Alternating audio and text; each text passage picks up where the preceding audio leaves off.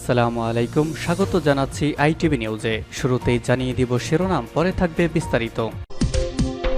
Israel ফিলিস্তিন পুরোদমে যুদ্ধ চলছে, আর এই যুদ্ধের সর্বশেষ আন্তর্জাতিক গুরুত্বপূর্ণ আপডেট সংবাদ জানিয়ে দিব। শুরুতেই শিরোনাম, আলহামদুলিল্লাহ, কপাল পড়ল ইহুদিবাদী ইসরায়েলের। ফিলিস্তিনকে স্বীকৃতি দিতে সব সদস্যকে অনুরোধ জাতিসংঘের। এরপর জানিয়ে দিব সুখবর, রোমানিয়ায় ইসরায়েলি দূতাবাসে ভয়াবহ হামলা। আরও থাকবে, রাশিয়াকে ধসিয়ে দিতে ইউক্রেনকে যুদ্ধ বিমান দিচ্ছে ডাসরা। পারবে কি রাশিয়ার সাথে যুদ্ধে মেতে উঠতে এবং টিকে থাকতে? বিস্তারিত কমেন্টস করে জানিয়ে দিবেন এ সম্পর্কে আপনার মূল্যবান মতামত। এরপর থাকবে, হঠাৎ গণহারে ট্যাঙ্ক উৎপাদন বাড়াচ্ছে তুরস্ক, নেপথ্যে কি? এরপর গুরুত্বপূর্ণ সংবাদ জানিয়ে দিব, ভারতের মসনদে ফিরেছেন মোদি নাকি অন্য কেউ, জানা যাবে আজ। ভিউয়ার্স, এ সম্পর্কে আপনার মূল্যবান মতামত কমেন্টস বক্সে লিখে জানিয়ে দিন মোদি কি ফের ক্ষমতায় বসতে যাচ্ছে নাকি অন্য কেউ। এবং সর্বশেষ জানিয়ে দিব, বড় স্বস্তি পেলেন পাকিস্তানের সাবেক প্রধানমন্ত্রী ইমরান খান, রাষ্ট্রীয় তথ্য ফাঁসের মামলায় বেকসুর খালাস। এতক্ষণ শুনছিলেন সংবাদ শিরোনাম, এখন জানিয়ে দিব বিস্তারিত। ফিলিস্তিনকে স্বীকৃতি দিতে সব সদস্য রাষ্ট্রকে অনুরোধ জাতিসংঘের। ফিলিস্তিনকে রাষ্ট্র হিসেবে স্বীকৃতি দিতে সব সদস্য রাষ্ট্রকে আহ্বান জানিয়েছে জাতিসংঘের একটি বিশেষজ্ঞ দল।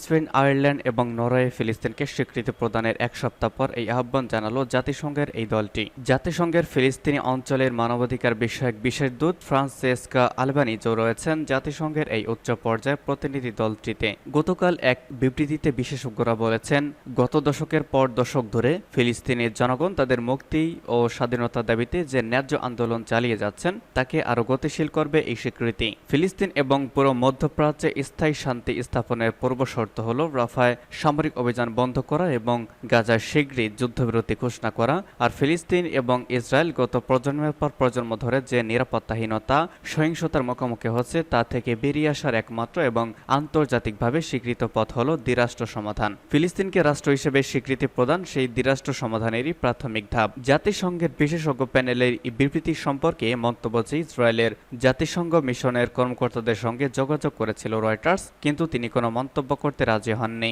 এদিকে সদ্য ফিলিস্তিনকে স্বীকৃতি দানকারী স্পেন, আয়ারল্যান্ড এবং নরওয়ের কর্মকর্তারা বলেছেন, এখন থেকে গাজায় যুদ্ধবিরতির জন্য প্রচেষ্টার মাত্রা আরও বাড়াতে হবে এই তিন দেশের। পাশাপাশি তারা বলেছেন, ইউরোপের দেশগুলোর জোট ইউরোপীয় ইউনিয়নও যেন ফিলিস্তিনকে রাষ্ট্র হিসেবে স্বীকৃতি দেয় সে লক্ষ্যেও তৎপরতা চালাবেন তারা। রোমানিয়া ইসরায়েলি দূতাবাসে ককটেল হামলা। ইউরোপের দেশ রোমানিয়ার রাজধানী বুখারেস্টে ইসরায়েলি দূতাবাসে ককটেল হামলা চালিয়েছে এক ব্যক্তি। গতকাল বুখারেস্টে এই হামলায় কোনো ক্ষয়ক্ষতি কিংবা হতাহতের ঘটনা ঘটেনি। এছাড়া হামলার ঘটনার সঙ্গে গাজা যুদ্ধের কোনো যোগসূত্র নেই বলে তদন্তকারীরা জানিয়েছে। রোমানিয়ার গোয়েন্দা সংস্থার একজন মুখপাত্র বলেছেন, দেশের সন্ত্রাসবাদ বিরোধী বাহিনী 34 বছর বয়সী হামলাকারীকে আটক করেছে।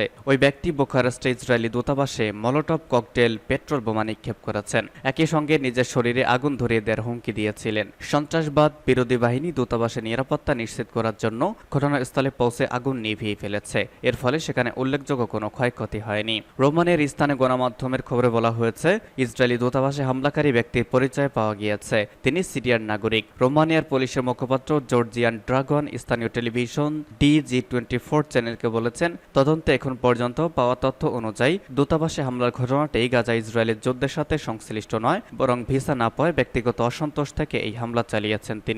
গত বছর অক্টোবরে ফিলিস্তিনি স্বাধীনতাকামী গোষ্ঠী হামাসের ইসরায়েলের নজিরবিহীন হামলার পর বিশ্বজুড়ে ইসরায়েলি সব দূতাবাসে নিরাপত্তা জোরদার করা হয়। গত মাসে স্টকহোম ইসরায়েলি দূতাবাসের কাছে গুলির শব্দ শোনা যায়। হামাসের হামলার দিনই গাজা উপত্যকায় যুদ্ধ শুরু করে ইসরায়েলের প্রতিরক্ষা বাহিনী। 7 মাসের বেশি সময় ধরে চলায় যুদ্ধে গাজায় 36,500 ফিলিস্তিনি নিহত হয়েছেন বলে সেখানকার হামাস নিয়ন্ত্রিত স্বাস্থ্য মন্ত্রণালয় জানিয়েছে।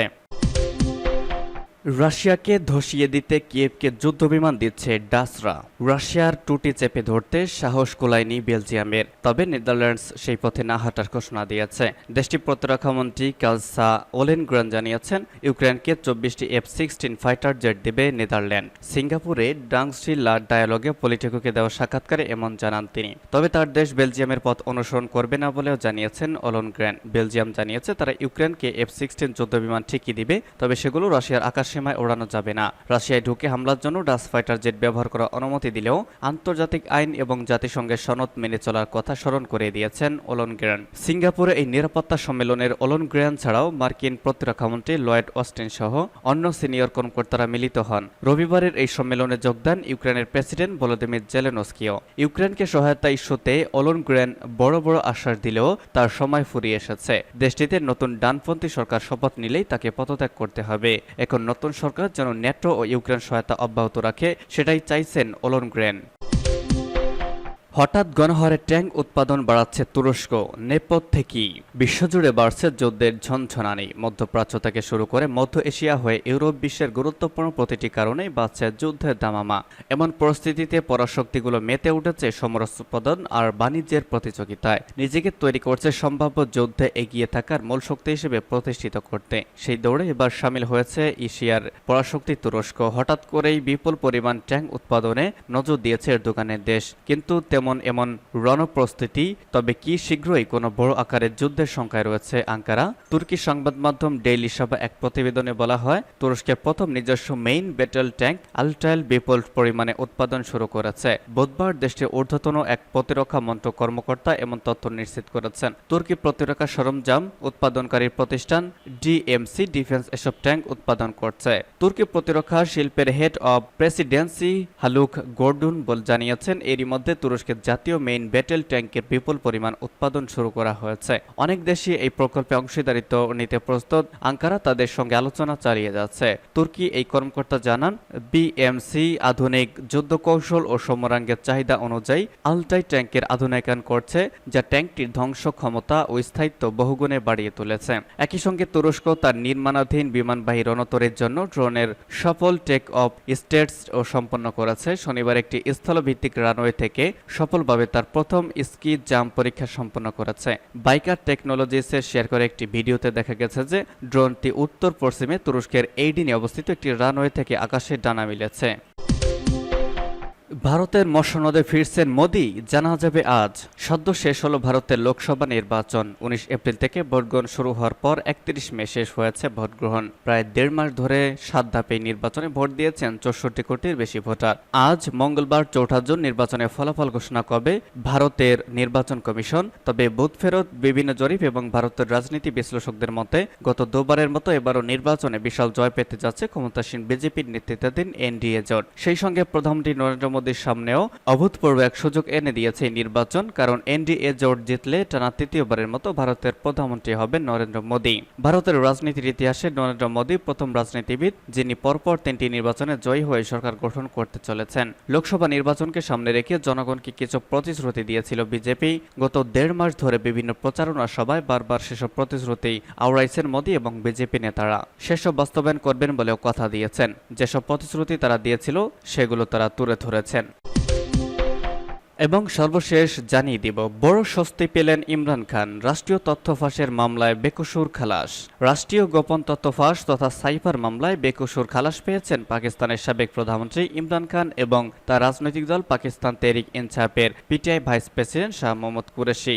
সোমবার রাজধানী ইসলামাবাদ হাইকোর্টের বিচারপতি আমির ফারুক ও বিচারক মিয়াগুল হাসান আওরঙ্গজেব এক রায় আলোচিত ওই দুইজনকে বেকসুর খালাস দেন। পাকিস্তানি গণমাধ্যম ডন জানিয়েছে, চলতি বছর জানুয়ারিতে ইমরান খান ও শাহ মোহাম্মদ কুরেশিকে অভিযুক্ত করে 10 বছর জেল দিয়েছিল আদালত। পরে ওই রায় বাতিল চেয়ে ইসলামাবাদ হাইকোর্টে আবেদন করেন পিটিআইয়ের আইনজীবীরা।